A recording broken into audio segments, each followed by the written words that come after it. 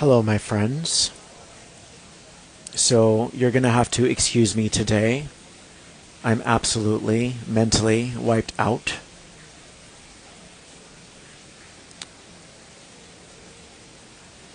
My partner and I broke up today, and it sucks. It really sucks. And it wasn't my choice. I would have absolutely fought for the relationship. And it's been highly uncomfortable to be in the same room and to not speak to each other. Right? So, just excuse me because I'm really mentally exhausted today. I really fought because I'm not someone who breaks up with people. I really believe in love, and I believe that even when things get turbulent, it's an opportunity to rise up and promote healing within each other and within ourselves. And I really tried to patch things up. I really tried. Things got really contentious and ugly. I said a lot of things that were hurtful, as did he. But I wasn't ready to give up on the relationship. I wasn't ready to call it quits. Because I believe that everything is an opportunity in life to meet the other person's need and to have them meet your need. So I'm going to talk about that a little bit today. So I apologize if I haven't been showing up for you the last few days, but it's just been a lot. And I haven't really been getting sleep. And I'm just sad because I loved him a lot. I love him a lot. He's a really good person. So I got a coffee so that I can get into it a little bit because I need it.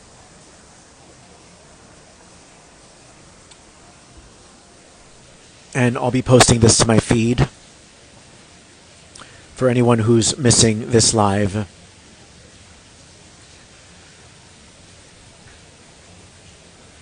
Anytime things escalate in a relationship, anytime someone triggers you and you trigger them, things can only escalate if two individuals share the exact same trauma. Or you can say that they share the same shadow, or they share shadow. This is the only way things can escalate. So it always takes two to tango, always. I cried a lot today and yesterday, so he was actually very sweet because he allowed me to cry in his arms, which I really appreciated. Because I had a realization yesterday that I've never properly been nurtured in my life. I've never truly received love. And the only thing that got me this far in life is my connection to Source, my connection to God, my connection to the universe. But as far as the physical world is concerned, I'm going to be very honest with you guys. I don't know what I'm doing. I don't know what I'm doing. I don't know how to run a business. I don't know how to deal with finances. I've been alone my whole life. And the only thing that's pulled me through is my connection to Source. So, in this relationship, I was able to get really vulnerable and ask for what I need. What I need is love. You know, when I start to have a fight or flight response with regards to life, I just need my partner to look at me and say, hey, I'm right here, babe. What do you need from me?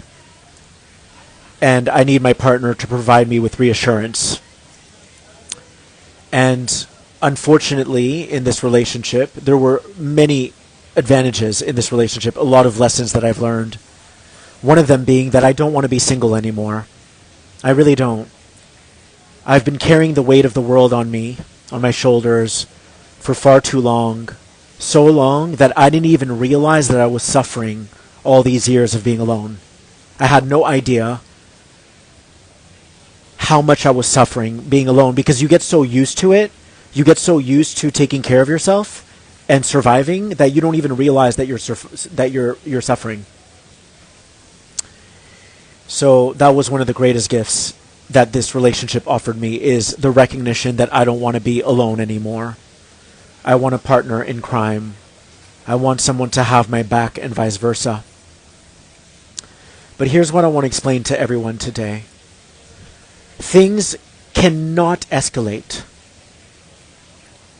They cannot get more contentious unless two people share the same trauma. And the other person can say to you, or you can say to them, it's your fault, you're the villain in this, blah, blah, blah, blah, but it's not true. It cuts both ways. Because here's the thing. If someone blames you in life, a complete stranger, and your heart is open, you're not going to fight with those people. You're going to say, hey, I understand what you're going through. Talk to me, right? You won't take it on. But if two people in a relationship share the same shadow, then things are only going to get worse and worse and worse. Because it's basically two shadows crashing into each other. And I'm a big believer in really dropping into your heart and saying, hey, this is what I need from you when I'm acting this way. And unfortunately, the person couldn't meet me there. Because every time I would get reactive, they would also get reactive. And that doesn't help anyone, right? So in any relationship, you're going to need somebody who's ready to meet you where you need to be met. And today I asked him over and over and over again, are you sure you want to break up? Because I'm willing to fight for this. We just have to take the time to listen to each other. And whatever bothers you about me, whatever triggers you about me, please tell me, and I will meet you where you need to be met. But I also need to be met where I need to be met. And that was a really big epiphany for me. Is like really realizing I need love that I've never received in my life. That's all I need, is for someone to provide me with reassurance, for someone to calm me down and say, hey, I'm here for you, rather than someone who starts playing games and starts to get pointing fingers and calls me the villain in the story. So I've learned a lot from this relationship. This person is an exceptional human, but I think whenever I would say, hey, like, this is your shadow too, they didn't want to look at it. They were like, no, this is you. This is your trauma. I'm like, no, this is yours too. I promise you. It's your trauma too. But in life, we need to have people who are ready to fully go there.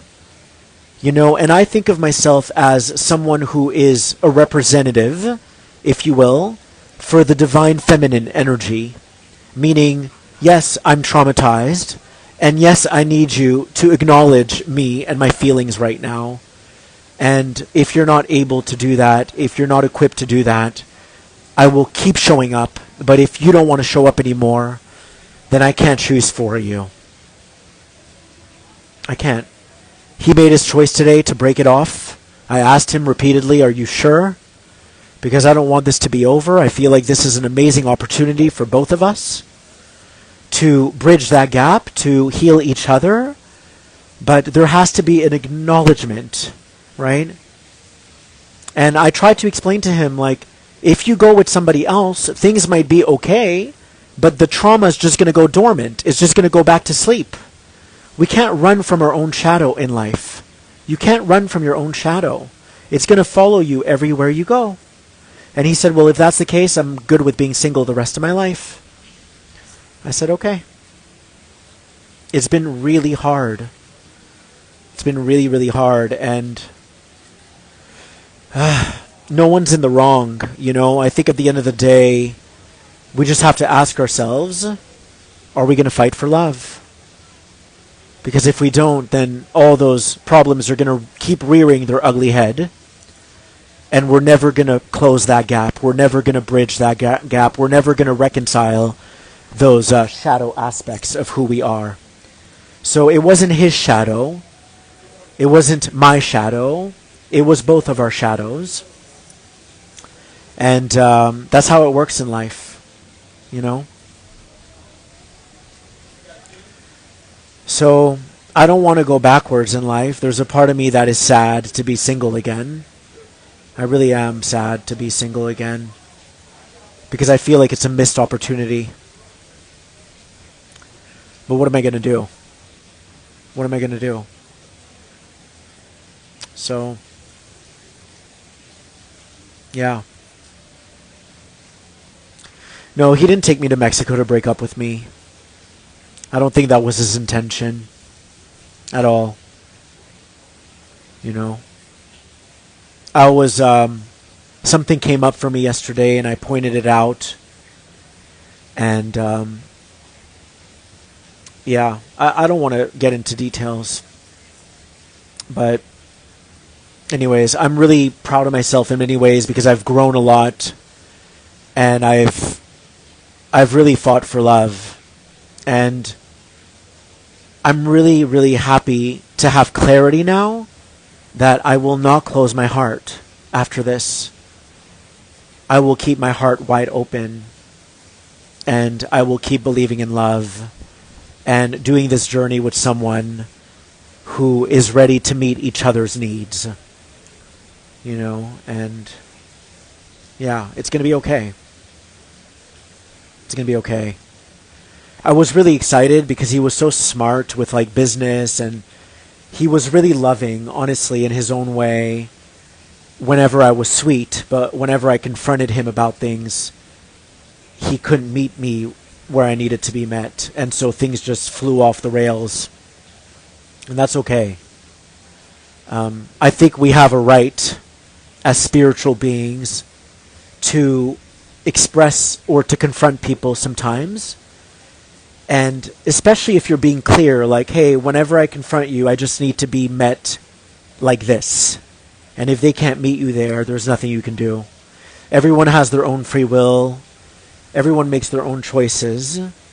And you can't beg people to meet you there. You just can't. But I think I was excited because I felt like I finally had a partner. And I wasn't going to do this mission, this work on my own. And in many ways, I feel all alone again, I even told him last night I feel like a dog that was neglected his whole life, and I'm learning to love. But I need someone to be patient with me.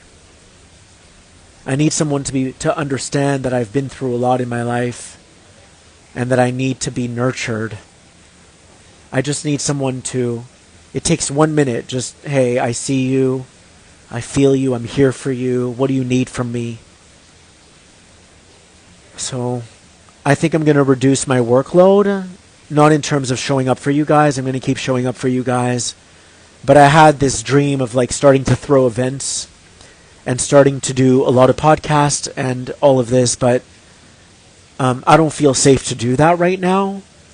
I think I'm going to reduce my workload because I've always been really terrified of the IRS coming for me or the government coming for me, and I really don't know what I'm doing, you guys, business-wise. I'm going to be very honest with you guys. I have no clue what I'm doing, and I had a really big light bulb moment where I realized last night that the only reason I'm still standing is because of my connection to God.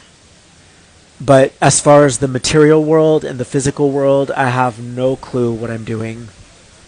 So I just want you guys to know, if you don't know what you're doing either, just know that we're both in this. I don't know what I'm doing in life.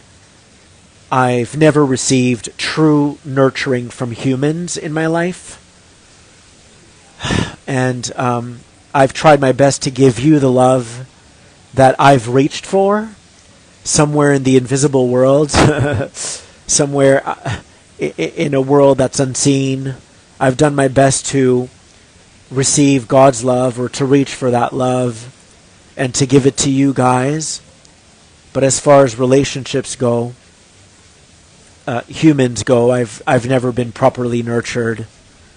And it's caused me to feel like a bit of an imposter, because sometimes I'm like, who am I to share anything with anyone if I don't even know how to run a business, or if I've never been properly nurtured by humans, by any human that I've known, truly nurtured, truly seen.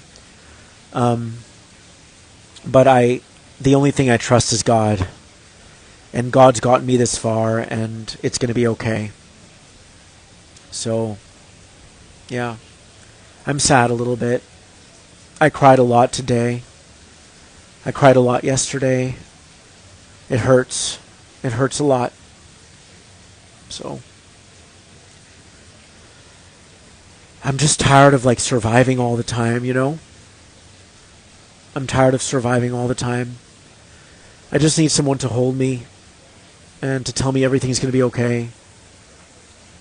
So, yeah. Anyways, I love you guys so much. And I'm not in a position to tell you how to run a business because I have no clue how to do it. I'm not in a position to share much with you. But I know that I feel God's love, even though I have no clue what I'm doing in this physical world. And I'm just going to keep trying my best to show up raw and authentic and vulnerable in hopes to meet somebody who can meet me there. So, I love you guys, and I'll speak to you soon. Bye-bye.